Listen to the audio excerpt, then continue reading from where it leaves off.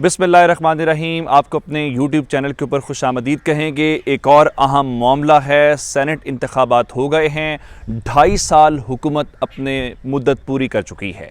उसके बावजूद तहरीक इंसाफ की हुकूमत जो रिज़ल्ट्स चाहती थी वो रिज़ल्ट्स नहीं मिले और वज़ीर आज़म इमरान खान की तवक्कुआत के ख़िलाफ़ कुछ चीज़ें हुई हैं। और आपने अक्सर वज़ीर आज़म इमरान खान को सुना होगा कि वो कभी चीन की बात करते हैं तो कभी किसी और मुल्क की मिसाल, तुर्की की मिसाल देते हैं। अब आपको बताएंगे कि जैसे ही रिज़ल्ट आया सेनेट इलेक्शन का और हफीज़ शेख साहब जो हैं उनको शिकस्त का सामना करना पड़ा, तो उसके बाद क्या पाकिस्तान तहरीक इंसाफ और पाकिस्तान के मुक़्तदर हलकों में ये बात हो रही है कि पाकिस्तान के अंदर सदारती निज़ाम को नाफिज कर दिया जाए। और सदारती निज़ाम नाफिज किया कैसे जाए, क्योंकि पाकिस्तान का मौजूदा आइन ये कहता है कि पार्लिमानी निज़ाम होगा और अगर इस निज़ाम को तब्दील करके पाकिस्तान के अंदर सदारती निज़ाम नाफिज कर भी दिया जाए तो उसके फ़ायदे क्या हैं और पाकिस्तान के अंदर माजी में कब कब सदारती निज़ाम नाफिज रहा, उसके क्या कुछ फ़ायदे हुए और कब कब पार्लिमानी निज़ाम आया, उस पार्लिमानी निज़ाम से पाकिस्तान को क्या नुकसान हुए, इस हवाले से हमने बात करनी है। मैं आपके सामने एक इक्वेशन रखना चाहता हूँ कि दुनिया के 3 बड़े प्लेयर्स हैं, इस वक्त 3 बड़े ममालिक हैं जो पूरी दुनिया के ऊपर रूल कर रहे हैं या पूरी दुनिया के ऊपर उनकी बात चलती है, उनका राज है। उनमें कौन है? अमेरिका है।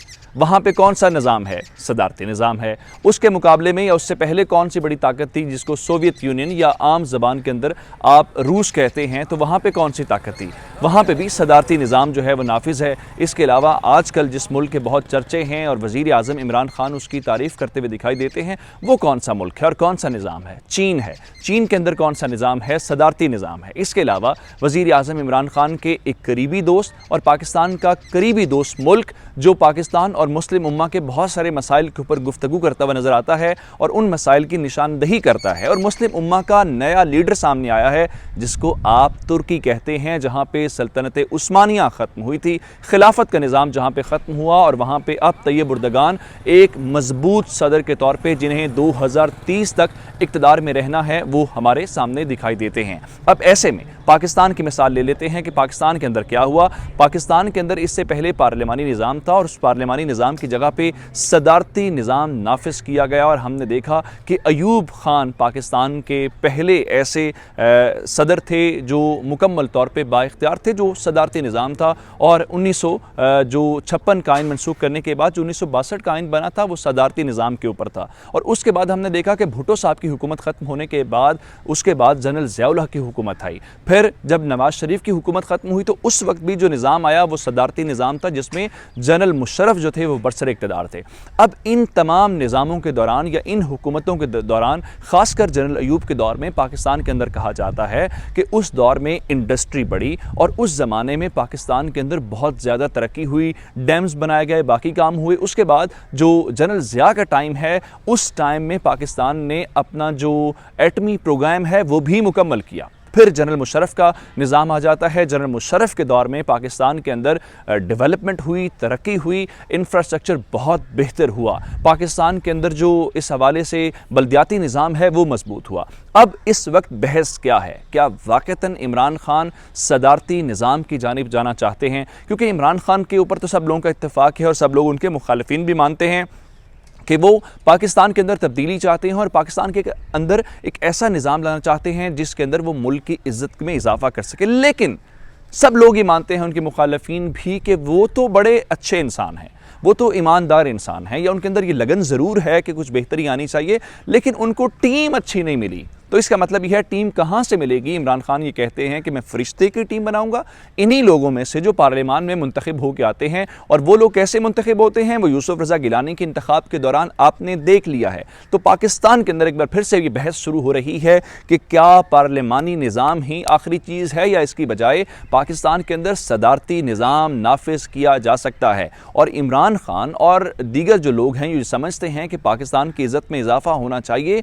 क्या वाक़तन सदारती सदारती निज़ाम को नाफिज करके वो चीज़ हो सकती है। और मुस्तकबिल के अंदर जिस तरह से इस वक्त ये तीनों बड़े ममालिक, जिनकी मैंने आपको मिसाल दी, अमरीका के अंदर भी सदारती निज़ाम नाफिज है। इसके अलावा रूस के अंदर भी इस वक्त जहाँ पे पुतिन तकरीबन ताहयात का जो नया उनका कानून पास हुआ है उसके मुताबिक ताहयात सदर होंगे। और इसी तरह से चीन ने भी तब्दीलियाँ की हैं। चीन में पहले होता क्या था कि कोई भी सदर ज़्यादा से ज़्यादा 2 जो टेन्योर्स हैं वो पूरे करता था और 10 साल का उनका टेन्योर जो है वो चला जाता था। लेकिन अब उन्होंने क्या किया है कि उन्होंने इस चीज़ को भी ख़त्म कर दिया है। इसका मतलब ये है कि शी जिनपिंग जो मौजूदा उनके सदर हैं, उन्होंने उनको एक तो अपने आइन के अंदर उनको जगह दी है कि उनके जो थॉट्स हैं जिस तरह से मौज़े तुंग के थे, और दूसरा अब उनके ऊपर ये लिमिट ख़त्म कर दी गई है कि वो 2 साल ही 2 मुद्दत में ही सदारत अपनी कर सकते हैं, उसके बाद सदर नहीं बन सकते। इसी तरह से तुर्की के अंदर भी हमने देखा कि आइन और कानून को तब्दील करके जो उर्दगान हैं उनको मजबूत किया गया है। और उर्दगान के आने के साथ क्या तुर्की मजबूत हुआ है या तुर्की कमज़ोर हुआ है? तो इसका जवाब है कि तुर्की मजबूत हुआ है। तुर्की की आलम इस्लाम की जो लीडरशिप है उसमें इजाफा हुआ है और आज तुर्की उस माजी के तुर्की से बिल्कुल मुख्तलिफ है। यही बात पाकिस्तान के अंदर हो रही है कि पाकिस्तान के अंदर भी एक ऐसा शख्स होना चाहिए जो बराह रास्त लोगों से वोट ले। यानी ये नहीं है कि लोग जो हैं वो ख़रीदने पड़े या MNA MPs आएँ, एक आदमी पूरे पाकिस्तान से वोट ले और उसके वोट लेने के बाद फिर उसके बाद लोग जो हैं उसको ये इख्तियार दे दें कि आप अगले 5 या 10 साल पाकिस्तान के ऊपर हुकूमत करेंगे। और इस हुकूमत करने के बाद क्या होगा कि वो अपनी मर्ज़ी की टीम, यानी उसको लगता है कि कोई शख्स अमेरिका के अंदर बैठा हुआ है पाकिस्तानी है, या कोई शख्स जो कौमी असम्बली का रुकन नहीं बन सकता या सेनेट का रुकन नहीं बन सकता, तो इसका मतलब ये है कि वो अपनी टीम के अंदर, अपने कैबिनेट के अंदर उनको शामिल कर सकते हैं। जिस तरह से अमेरिका के अंदर अभी अमेरिकी सदर जो बाइडन आए हैं, तो वोट किन्होंने हासिल किया? सिर्फ जो बाइडन ने हासिल किया। जो बाइडन के सदर बनने के बाद अब इख्तियार जो बाइडन का था कि वो जिसको चाहते अपनी kabina का हिस्सा बना सकते हैं, आए वो सेनेटर है कि नहीं है। इस तरह से पाकिस्तान के अंदर भी अब लोगों को यही लग रहा है कि जिस तरह से पार्लियामानी निज़ाम को मैनिपुलेट किया जा रहा है और जिस तरह से इस सिस्टम के ऊपर इन लोगों का कब्जा है, उन लोगों का जिनके हाथ में पैसा है, जिनके सिस्टम में स्टेक्स हैं, जिनके ऊपर अदालतें जिनके हाथ में हैं, मीडिया जिनके हाथ में है, वो इस मुल्क के निज़ाम को आगे नहीं बढ़ने दे रहे। और इस निज़ाम के अंदर इमरान खान जैसे अफराद जो आते हैं, और माजी में भी ऐसे लोग आए जिन्होंने इस सिस्टम को आगे बढ़ाने की कोशिश की, इस पाकिस्तान को मजबूत करने की कोशिश की, वो इसमें कामयाब नहीं हुए या उनको कामयाब नहीं होने दिया जा रहा। तो ऐसे में अब लोगों का ख्याल ये है कि एक और जो ऑप्शन लोगों के सामने है वो ये है कि सदारती निज़ाम को मौका दिया जाए या सदारती निज़ाम को इस हवाले से एक बार आजमा लिया जाए। फिर बहुत सारे जो हमारे इस वक्त एनालिस्ट हैं, जो लीगल एक्सपर्ट्स हैं, वो कहते हैं जी ये बात हो नहीं सकती, क्योंकि कानून और आइन के अंदर लिखा हुआ है और कायदे आज़म ने फरमाया था कि पाकिस्तान का निज़ाम पार्लियामानी होगा। ये बात दुरुस्त है अपनी जगह पर, लेकिन क्या ऐसा नहीं हो सकता कि एक मामले के ऊपर डिबेट की जाए? क्या ऐसा नहीं हो सकता कि एक चीज़ को आजमा लिया जाए? और हम आजमा चुके हैं। आप बताएं, क्या इंडस्ट्रियल रेवोल्यूशन पाकिस्तान के अंदर जनरल अयूब के ज़माने में नहीं आया? क्या उस ज़माने में पाकिस्तान के अंदर ये पावर प्रोजेक्ट्स नहीं लगे? क्या उस ज़माने में पाकिस्तान की इकॉनमी बेहतर नहीं हुई और पाकिस्तान की मईशत बेहतर नहीं हुई? और यही हाल इसके अपने हमने जनरल मुशर्रफ के दौर में देखा कि पाकिस्तान की मईशत बेहतर हुई, पाकिस्तान का जो इमेज है वो बेहतर हुआ, पाकिस्तान की पोजीशन बेहतर हुई।